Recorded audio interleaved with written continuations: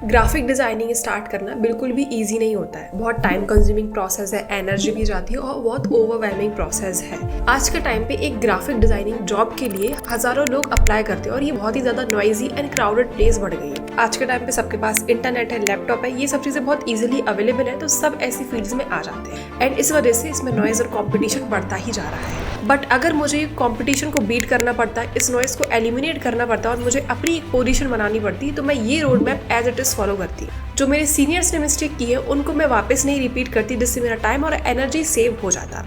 तो इस वीडियो को मैंने 7 स्टेप में डिवाइड किया है जो आपको हेल्प करेगा अपनी ग्राफिक डिजाइनिंग की जर्नी को स्टार्ट करने में। सिर्फ और सिर्फ ये स्टेप फॉलो करना is not going to take you anywhere, आपको इससे पैसे भी बनाने हैं। तो मैं एक ऐसा प्लेटफॉर्म आपको इंट्रोड्यूस करने जा रही हूँ जिसका नाम ऑसडायर है, जो कि बहुत काइंड इनफ थे जिन्होंने इस वीडियो को स्पॉन्सर किया हुआ है।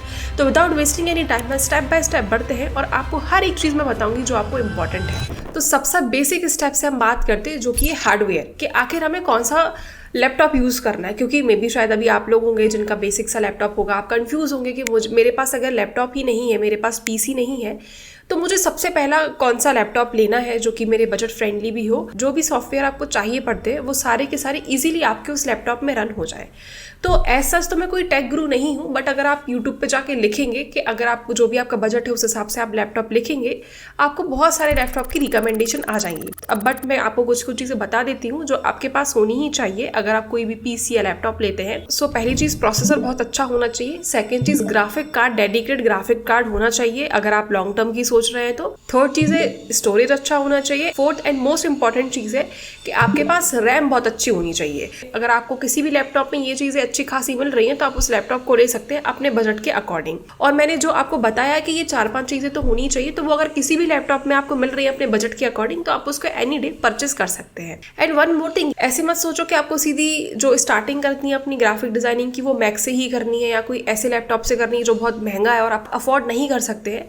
तो ऐसा नहीं है। आप जैसे जैसे ग्रो करते जाएंगे, आप पैसे कमाएंगे, आप उसमें और इन्वेस्ट करते जाएंगे, तो आप नेक्स्ट टाइम और भी अच्छा लैपटॉप ले सकते हैं। इट्स वेरी इंपॉर्टेंट कि आप अपनी जर्नी स्टार्ट कर दें। तो अगर ये बेसिक चीज़ें मिल रही हैं तो आप वो लैपटॉप यूज़ करके and then you can start your own journey. अब हम सेकंड बात कर लेते हैं सॉफ्टवेयर की। अब मार्केट में बहुत सारे सॉफ्टवेयर है जिनकी मैं लिस्ट डाउन कर देती हूँ कि क्या क्या सॉफ्टवेयर है। जैसे अभी फोटोशॉप है, एलिस्ट्रेटर है, कैनवा भी है, कोरल ड्रॉ है, उसके बाद हमारा इनडिजाइन है, फिग्मा है। ये कुछ सॉफ्टवेयर है। कोरल ड्रॉ आज से बहुत साल पहले चलता था और लोग बाग इसको यूज़ करते थे। मैंने कोरल ड्रॉ भी यूज़ किया है, बट वो उतना ज़्यादा इफेक्टिव नहीं होता है, इंडस्ट्री स्टैंडर्ड नहीं है। जो लोकल शॉप्स होती हैं उनमें कोरल ड्रॉ चलता है। अब मुझे नहीं पता अब चलता है या नहीं, बट जब मैं करती थी उससे आज से 2 साल पहले, 3 साल पहले, तब कोरल ड्रॉ बहुत चलता था और लोकल शॉप्स वाले कोरल ड्रॉ को काफ़ी यूज़ करते थे। अगर मैं इंडस्ट्री स्टैंडर्ड सॉफ्टवेयर के बारे में बात करूँ तो फोटोशॉप है, एलिस्ट्रेटर है, एंड अगर आप इनसे स्टार्ट करते हैं अपनी जर्नी तो यू कैन मूव फॉरवर्ड और ये इंडस्ट्री स्टैंडर्ड होते हैं।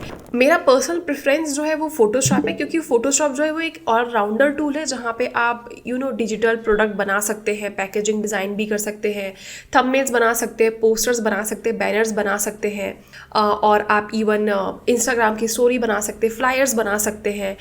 ऐसी बहुत सारी चीज़ें जो आप फोटोशॉप में बना सकते हैं। जो एलिस्ट्रेटर है वो लोगो डिज़ाइनिंग के लिए, एलिस्ट्रेशंस के लिए होता है। और एक और चीज़ है, दोनों एडोब के ही सॉफ्टवेयर हैं, तो अगर आप फोटोशॉप सीख लेंगे तो दोनों का इंटरफेस ऑलमोस्ट सेम है, बस काम जो होता है वो दोनों में अलग अलग होता है। एक में लोगो डिजाइनिंग एंड एलिस्ट्रेटर का काम होता है, दूसरे में हमारे फोटोज का काम होता है, बाकी ऑलराउंडर चीज़ों का काम हो जाता है। और तीसरा आई वुड सजेस्ट कि आप कैनवा भी थोड़ा बहुत लर्न कर सकते हैं, क्योंकि कैनवा पे कभी कभार आपको बहुत जल्दी जल्दी कुछ काम करना है, छोटा मोटा पोस्टर बैनर बनाना है किसी क्लाइंट के लिए, तो आप वो भी यूज़ कर सकते हैं। बट आई वुड सजेस्ट कि आप फोटोशॉप से सबसे पहले फोटोशॉप से स्टार्ट करेंगे, then you can move to the Illustrator and then you can move to Canva. ये 3 सॉफ्टवेयर हमें तो सीखने ही है, उसके बाद आप मूव फॉरवर्ड कर सकते हैं बाकी सॉफ्टवेयर के लिए। इसके बाद हम सीखेंगे कहाँ पे अपना पहला सॉफ्टवेयर। तो सीखने के लिए 2 तरीके हैं जिनको मैंने डिवाइड किया है, एक है पेड कोर्सेज और एक होता है फ्री कोर्सेज। तो अगर आप पेड कोर्सेज लेते हैं तो आप आई वुड सजेस्ट कि आप ऐसे पेड कोर्सेज लीजिए जो बहुत मिनिमल फीस के होते हैं, जैसे 500-600 के। जब मैंने स्टार्टिंग की थी तो मैंने यूडीमी का बहुत मिनिमल फीस में एक लिया था, 500 का मुझे पड़ा था, जहाँ पर उन्होंने मुझे बेसिक से लेकर एडवांस तक वो सॉफ्टवेयर मुझे सिखा दिया था और काफ़ी अच्छा कोर्स था। वो बहुत मिनिमल फीस फीस का था। सिमिलरली आप भी कोई मिनिमल फीस का कोई भी कोर्स ले सकते हैं। आप उसको करके देखें, अगर आपको लगता है कि यार दिस इज समथिंग जिसमें मुझे इंटरेस्ट आ रहा है, मुझे और एडवांस लेवल पे जाना है, तो आप कोई बहुत ज़्यादा एक्सपेंसिव कोर्स ले सकते हैं। तो स्टार्टिंग में कोई एक्सपेंसिव कोर्स मत लीजिए। बट एक और चीज़ ये है कि फ्री में भी वो सारी रिसोर्सेज अवेलेबल हैं। तो फ्री में आपको बहुत सारे चैनल्स मिल जाएंगे जो आपको सब कुछ फ्री में सिखा रहे होंगे। तो ये 2 तरीके होते हैं। आप फ्री में सिखाते हैं तो मैं बता देती हूँ कौन कौन से वो यूट्यूब चैनल है जो आपको फ्री में सिखाते हैं। इन पेड कोर्सेज भी मैं कुछ कुछ आपको बता दूंगी जो आप ले सकते हैं बहुत मिनिमल फीस में। तो जैसे आप अगर फोटोशॉप आपको सीखना है तो GFX मेंटोर है जिनकी पूरी प्लेलिस्ट है, फोटोशॉप की भी एंड इलस्ट्रेटर की भी उनकी पूरी प्लेलिस्ट है। इवन यूट्यूब पे बहुत सारे क्रैश कोर्सेज भी होते हैं जो आपको 1-1.5 घंटे में फोटोशॉप का या इलस्ट्रेटर का इंटरफेस समझा देते हैं, जिससे आपको एक बार दिमाग में ब्लूप्रिंट हो जाएगा कि अच्छा ये सॉफ्टवेयर दिखता कैसे है। तो अगर आप मेरे चैनल पे भी जाएंगे तो आपको फोटोशॉप का एक कंप्लीट क्रैश कोर्स मिल जाएगा। आप यूट्यूब पे जाके क्रैश कोर्सेज लिखेंगे तो आपको ऐसे बहुत सारे क्रैश कोर्स मिल जाएंगे जिससे आपको बेसिक अंडरस्टैंडिंग हो जाएगी सॉफ्टवेयर की कि वो चलाते कैसे हैं। एंड देन फिर आप कोई भी प्लेलिस्ट उठा के आप उसको कंज्यूम कर सकते हैं, उसको स्टार्ट कर सकते हैं। पेड कोर्सेज अगर ले रहे हैं तो आप यूडीमी का पेड कोर्सेज एक बार जाके देख सकते हैं। काफ़ी बहुत रीजनेबल प्राइसेस पे आपको उधर पे पेड कोर्सेज मिल जाएंगे। जो मैंने कोर्स लिया था उसकी नीचे मैं आपको डिस्क्रिप्शन बॉक्स में लिंक दे दूंगी जो आप जाके देख सकते हो। और ऐसे बहुत सारे कोर्स है जिसमें आपको सर्टिफिकेट भी मिल जाएगा कंप्लीट करने के बाद। And also at the same time आप वो सब कुछ सीख भी लेंगे स्ट्रक्चर्ड वे में, और बहुत मिनिमल फीस है उसकी। अब नेक्स्ट हम बात कर लेते हैं फंडामेंटल्स की, क्योंकि जब आप टूल्स तो सीख रहे होंगे, आप प्लेलिस्ट तो कंज्यूम कर रहे होंगे, उसके साथ हमें फंडामेंटल्स पे काम करना बहुत इंपॉर्टेंट है। और बहुत सारे लोग फंडामेंटल्स में ही लैक करते हैं। फंडामेंटल सिर्फ नहीं होता कि आपने एक टूल चलाना सीख लिया। अगर आप कोई भी टूल चलाना सीख रहे हैं उसके साथ साथ बहुत सारे फंडामेंटल्स भी आते हैं। जैसे आप अगर कोई भी पोस्टर बना रहे हैं, बैनर बना रहे हैं, लोगो बना रहे हैं, कुछ भी बना रहे हैं, तो उसके पीछे साइकोलॉजी क्या है वो आप बना रहे हैं, तो उसका रीज़न क्या है, वो कलर क्यों आप यूज़ कर रहे हैं, आखिर अलाइनमेंट्स क्या होते हैं, ऐसी बहुत सारे बेसिक्स होते हैं। आपने सिर्फ एक्सपोर्ट इंपोर्ट करना, फोटोशॉप में आपने चीज़ें चलाना सीख ली, वो सब चीज़ें ग्राफिक डिजाइनिंग नहीं होती। टूल सीखना इज नॉट ग्राफिक डिजाइनिंग, उससे आगे ग्राफिक डिजाइनिंग होती है। और इसलिए ये बहुत सारे लोग इधर पे लैक करते हैं एंड वो स्ट्रगल करते हैं इस फील्ड में। फंडामेंटल्स होते हैं जैसे टाइपोग्राफी हो गई, साइकोलॉजी हो गई, फॉन्ट्स हो गए, आपके अलाइनमेंट्स हो गए, हायरार्की हो गई, ऐसे बहुत सारी चीज़ें आपकी फंडामेंटल्स में आती हैं। मैं कुछ एग्जाम्पल्स आपको बताती हूँ जिससे आपको समझ में आ जाएगा। अगर आप कोई भी पोस्ट बना रहे हैं तो उसमें आप जो भी फॉन्ट्स यूज़ कर रहे हैं, जैसे मैं एक एग्जाम्पल देती हूँ कि अगर आप कोई भी डेंटल क्लिनिक के लिए कोई पोस्ट बना रहे हैं तो आप जो 2 कलर यूज़ करेंगे वो white and mostly blue colour use करेंगे। उसके पीछे की साइकोलॉजी क्या है वो जानने की कोशिश कीजिए। अगर आप कोई भी पोस्ट बना रहे हैं खाने वाला जिसमें पिज़्ज़ा है, बर्गर है, तो आप उसमें जो कलर यूज़ कर रहे हैं वो कलर क्यों यूज़ हो रहे हैं, या जो प्रीवियस जो पोस्टर्स जो इंस्पिरेशन दी गई है आपको, जो आप इंटरनेट पे देख रहे हैं पोस्ट में जो फॉन्ट्स यूज़ किए गए हैं, जो कलर यूज़ किए गए हैं, उनकी साइकोलॉजी समझने का एक बार ट्राई कीजिए। क्या टारगेट क्लाइंट्स होने वाले हैं उस पर्टिकुलर एक चीज़ के। जैसे अगर मैं एक परफ्यूम का पोस्ट बनाती हूँ तो उसका टारगेट क्लाइंट क्या है, उनके प्रेफरेंसेस क्या क्या हैं, उसके हिसाब से मैं उस पोस्ट को बनाऊंगी। और वो साइकोलॉजी समझना मार्केट की, क्लाइंट्स की, वो बहुत इंपॉर्टेंट होता है। तो इसके बाद हमारे जो फंडामेंटल्स होते हैं वो बहुत इंपॉर्टेंट है। तो जितना ज़्यादा आप प्रैक्टिस करेंगे इन फंडामेंटल्स की, जितना ज़्यादा आप समझेंगे वो बहुत इंपॉर्टेंट है। कलर कॉम्बिनेशन समझिए। जैसे काफ़ी डिज़ाइनर्स होते हैं जो कि वाइट के ऊपर येलो कलर यूज़ कर लेते हैं या येलो के ऊपर वाइट कलर यूज़ कर लेते हैं। अब सबसे कम रीडेबिलिटी होती है वाइट एंड येलो की, तो आपको ये देखना है कि रीडेबिलिटी किसकी है। कुछ लोग ऐसे फॉन्ट्स यूज़ कर लेते हैं जिनकी रीडेबिलिटी नहीं है। तो अगर आप इस वीडियो में कोई भी फॉन्ट्स देख रहे होंगे तो आप इजीली पढ़ सकते हैं। तो वो एक हमने साइकोलॉजी यूज़ की है, हमने दिमाग लगाया है कि जब कोई पढ़ रहा है तो उसको पॉज कर करके चीज़ें ना देखनी पड़े या उसको ईजिली समझ में आ जाए। तो वो फॉन्ट्स कैसे यूज़ कर रहे हैं, कलर कौन से यूज़ कर रहे हैं, वो बहुत इंपॉर्टेंट होता है। और ये फंडामेंटल्स में ही हमारा आता है, जो कि आपका प्रैक्टिस से आता है एंड आपकी थिंकिंग से आता है। जितना ज़्यादा आप सोचेंगे, रीजंस फाइंड करेंगे, उतना ज़्यादा आपको इधर पे हेल्प मिलने वाली है। सिर्फ स्किल को लर्न करना is not going to take you anywhere, आपको इसको मोनेटाइज भी करना है। So whatever you have learn, अगर आपको उसको मोनेटाइज करना है and you want to make your money. Similarly मैंने आपको एक लेस क्राउडेड प्लेटफॉर्म ढूंढा है जिसका नाम है ऑसडायर। This will help you to monetize your skill. It has 900+ categories from video editing to logo designing, graphic designing and different categories that you can go and explore. And the best part is this is a less crowded place जहाँ पे जाके you can publish your first gig. This is a platform where you can easily get discovered when you are just starting. You can easily create your portfolio, publish your first offer and start selling. Your offer acts like your storefront. Use clean visual, strong description that will help buyer to publish your gig. Plus, payments are protected. It's beginner-friendly platform and both the sites are secure.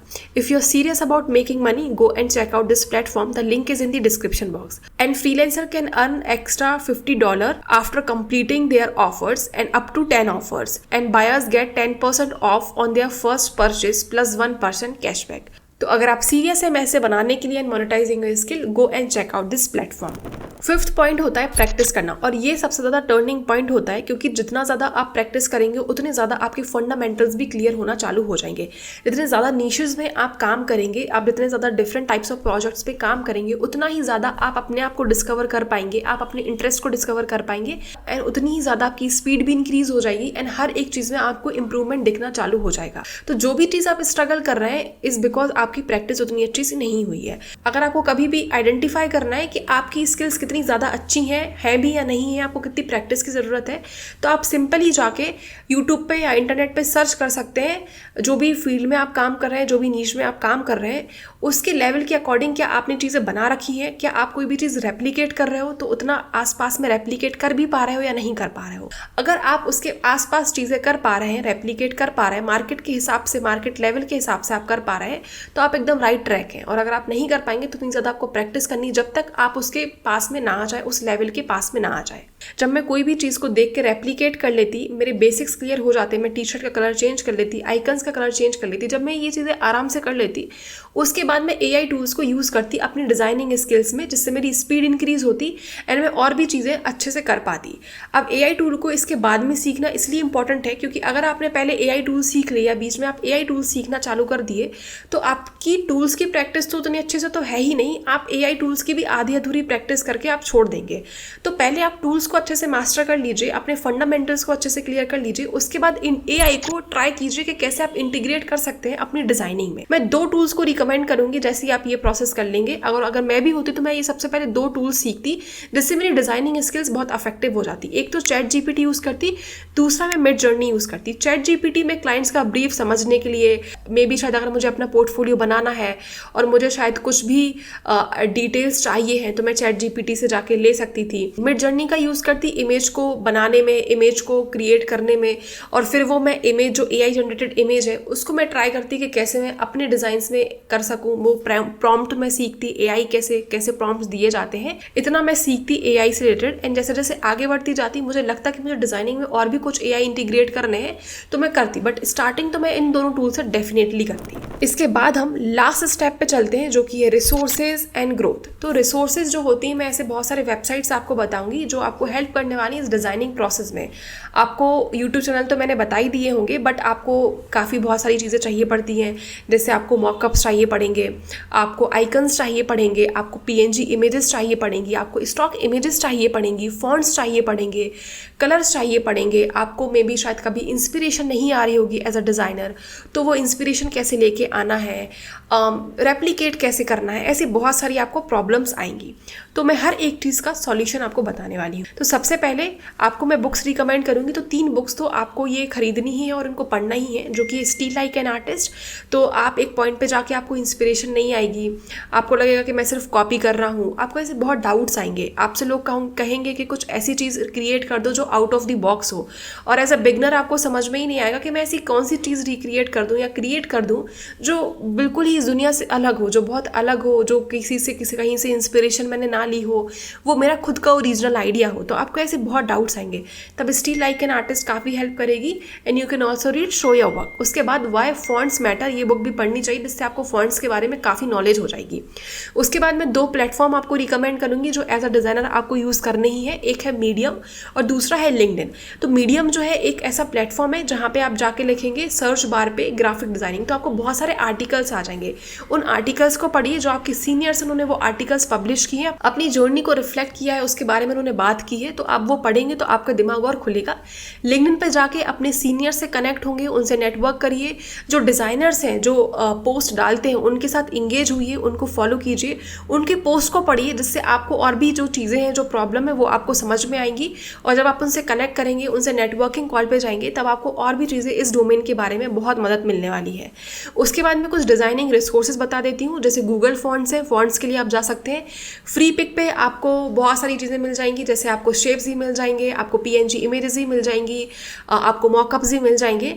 Icons आपको चाहिए पड़ेंगे, जैसे कोई post आप बना रहे हैं तो आपको मोबाइल का आइकन प्लेस करना है, वेबसाइट का आइकन प्लेस करना है, बहुत सारी आइकन्स आपको ऐसे प्लेस करने हैं, तो आप फ्लैट आइकन्स पे जाके आइकन्स भी जाके देख सकते हैं। आई होप आपको इस वीडियो से बहुत चीज़ें हेल्प मिली होंगी। अगर इन केस आपको फिर भी कोई डाउट आता है, कुछ भी चीज़ आपको पूछनी है, तो आप नीचे जाके कमेंट में लिख सकते हैं, मैं आपकी हेल्प करने की पूरी कोशिश करूँगी। Thanks for watching this video till the end.